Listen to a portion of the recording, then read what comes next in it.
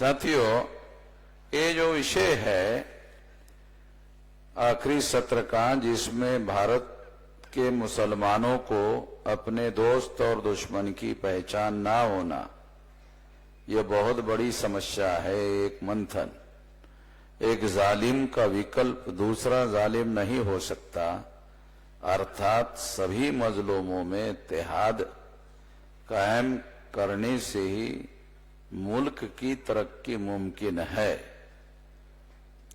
भारत की सामाजिक संरचना और व्यवस्था की समझ भारतीय ईसाइयों के अंदर न होने की वजह से ईसाई लोग खतरे में आ गए हैं। इसमें ईसाई के साथ साथ मुस्लिम शब्द भी होना चाहिए था। साथियों, भारत के मुसलमानों को अपने दोस्त और दुश्मन की पहचान ना होना, ये बहुत बड़ी समस्या है। तो दूसरा विषय है एक जालिम का विकल्प दूसरा जालिम नहीं हो सकता। जैसे आरएसएस के ब्राह्मण अगर मान लो मुसलमानों की दृष्टि से जालिम है, तो कांग्रेस के ब्राह्मण उसका विकल्प नहीं हो सकते, ऐसा उसका अर्थ है। और ये इस तरीके से समझने की जरूरत है। पहले तो इस देश में जो समाजी संरचना है, उसके आधार पर हम लोग ये बात समझ सकते हैं कि इस देश में जो ब्राह्मण है उसने वर्ण व्यवस्था बनाई, उसमें चौथा वर्ण शूद्र बनाया, उसे अधिकार वंचित किया, तो ये बनाने वाला ब्राह्मण था। इस दृष्टि से ब्राह्मण जालिम है।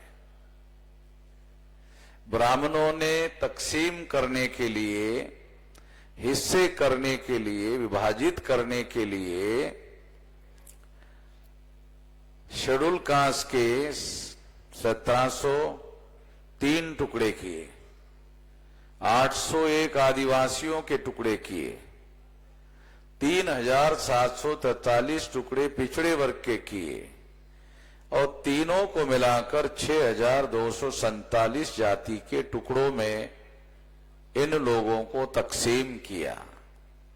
तकसीम ये उर्दू शब्द है, यानी विभाजित किया। तो ये विभाजित करने का षड्यंत्र ब्राह्मणों ने किया, तो ब्राह्मण एक दृष्टि से जालिम लोग हैं। तो ये जो जालिम है, जिन्होंने इस मानवता को 6247 जाति के टुकड़ों में बांटा, तो ये बांटने वाले जो जालिम लोग हैं, जिन्होंने इनको बांटने का काम किया, तो ब्राह्मण चाहे समाजवादी ब्राह्मण हो, ब्राह्मण चाहे सनातनी ब्राह्मण हो, तो सनातनी ब्राह्मण का विकल्प समाजवादी ब्राह्मण कैसे हो सकता है? जैसे जवाहरलाल नेहरू समाजवादी ब्राह्मण थे, मगर उन्होंने समाजवाद के नाम पर 3.5% ब्राह्मणों को 60% टिकटें दी। और चूंकि ये समाजवादी ब्राह्मण जवाहरलाल नेहरू ने ये किया, इसलिए मुसलमानों ने उसको जालिम नहीं माना। इसका परिणाम क्या हुआ कि जिन अंग्रेजों को मुसलमान जालिम मानते थे, वो अंग्रेजों के प्रशासन में मुसलमान 33% थे। तो आजाद भारत में मुसलमान 1 या 1.5% क्यों हो गए? उसकी सबसे बड़ी वजह क्या है? तो सबसे बड़ी वजह यह है कि मुसलमानों ने अपनी तंजीम बनाने के या अपने लोगों को संगठित करने का काम छोड़ दिया, उन्होंने कांग्रेस के ऊपर छोड़ दिया। ये संगठित करने का काम ही छोड़ दिया। इसका मतलब ये नहीं कि मुसलमानों की तंजीमें नहीं है, मुसलमानों की तमाम तंजीमें हैं। उन तंजीमों में विचारधारा के आधार पर मतभेद है, मगर कांग्रेस को वोट देने के बारे में मतभेद नहीं है। उसमें उनका तंजीमें अलग है, मगर उसमें उनकी एकता है। ये बड़ी हैरान करने वाली बात है। तो दूसरी महत्वपूर्ण बात मैं ये कहना चाहता हूं, जो ब्राह्मणों ने समाज व्यवस्था बनाई उसमें एससी एसटी ओबीसी को मजलूम बनाया। इन मजलूमों के साथ देना चाहिए था मुसलमानों ने, जालिम का साथ नहीं देना चाहिए। ये आदेश है, एक कुरान में लिखित आदेश है, कोई मुझे लगता है ओरल नहीं है, ये तो लिखित है। और मुस्लिम लोगों का ये अकीदा है कि कुरान में जो है वो अल्लाह ताला की डायरेक्ट वाणी है। इसका मतलब है अगर कुरान में ही ये लिखा हुआ है और अल्लाह ताला ने ही लिखा है, तो अल्लाह ताला के ही आदेश को मुसलमान नहीं मान रहे है। इसका मतलब तो ये हुआ, क्यों चांद मोहम्मद, अल्लाह ताला की ही बात को नहीं मान रहे। तो अगर आजाद भारत में मुसलमान अगर संकट में है, तो माफ करना, शायद अल्लाह ताला ने ही मुसलमानों को संकट में डाला। क्यों? मेरी बात नहीं मानते हो? अच्छा है, तुमको सबक सिखाना पड़ेगा। तो अल्लाह ताला ने शायद मेरी बात नहीं मान रहे हो तो तुम लोगों को सबक सिखाना पड़ेगा, शायद इससे तुम्हारी अक्ल ठिकाने पर आएगी, तो फिर तुम में सुधार होगा। तो हमारे साथ जो मुस्लिम आ रहे हैं वो सुधरे हुए मुसलमान हैं, ऐसा मैं मानता। ये अल्लाह ताला के कोप से ही शायद ये बदलाव मुसलमानों में हो रहा है। और मुसलमानों का ये अकीदा है कि दुनिया में जो भी होता है वो अल्लाह ताला के इशारे के बगैर होता नहीं है। अगर मैं मुसलमानों को अपने साथ जोड़ रहा हूं तो मुसलमानों का अकीदा है ये भी अल्लाह ताला की वजह से हो रहा है,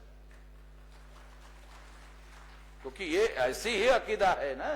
क्यों मकसूद यही अकीदा है। और मुसलमानों को संकट में डाला वो भी मुसलमानों अल्लाह ताला का ही कोप है। और संकट में डालने के बाद मुसलमानों के दिमाग में कि अब उधर अमन मेजराम के साथ जाओ, मजलूम का वही काम देख रहा है। तो मजलूमों के साथ में मिलकर आपको काम करना चाहिए। तो मैं ऐसा मानता हूं कि अगर मुसलमान आने वाले 2030 तक अकेले निर्धारित कर दे कि इस देश के मजलूमों को जालिमों से लिबरेट करना है, तो मुसलमान संगठित होकर ऐसा कर सकते हैं, बशर्ते एक शर्त है, उनको मजलूमों के समर्थन में खड़ा होना हो। और ये दुनिया में इतिहास हो जाएगा। ऐसा काम संगठित होकर मुसलमान को, जालिम कांग्रेस को साथ तो देते ही है, मतलब संगठित तो पहले से ही है, केवल संगठित है केवल जालिम के बजाय मजलूम को साथ देना है। तो इससे मजलूमों का भी मामला समाप्त हो जाएगा, अत्याचार, और इनका साथ देने की वजह से मुसलमानों का कम से कम आखिरत ठीक हो जाएगा। ये आखिरत में कोई समस्या, कोई सवाल पूछा नहीं जाएगा। और अगर मान लो कि कुछ आपने गलत कर भी दिया तो अल्लाह ताला कहेगा कि एक काम आपने बहुत अच्छा किया, जालिम के विरोध में मजलूमों का साथ दिया, इसलिए बाकी सारे जुर्म आपके माफ कर दिए जाते हैं और आपकी आखिरत को हरी झंडी दिखाई जा सकती है। तो इसलिए मैं मुस्लिम भाइयों को यह अनुरोध करता हूं कि वो ये जो बात मैं कह रहा हूं इस पर भी एक बार विचार करें, ठंडे दिमाग से विचार करें। वैसे ठंडी के दिन तो है ही है, तो इसलिए ठंडे दिमाग से विचार करने के लिए ठंडा होने की जरूरत नहीं है, ठंडा चल ही रहा है। अगर ऐसा आप विचार करें और इस तरह का फैसला ले ले तो मैं ऐसा मानता हूं कि निश्चित रूप से इस दिशा में आने वाले समय में बदलाव होगा और ये बदलाव की शुरुआत मान सकते हैं और इससे बहुत अच्छा काम होगा। मैं इस मौके पर इतना ही कहना चाहता हूं, बहुत लंबी बात नहीं कहना चाहता। धन्यवाद।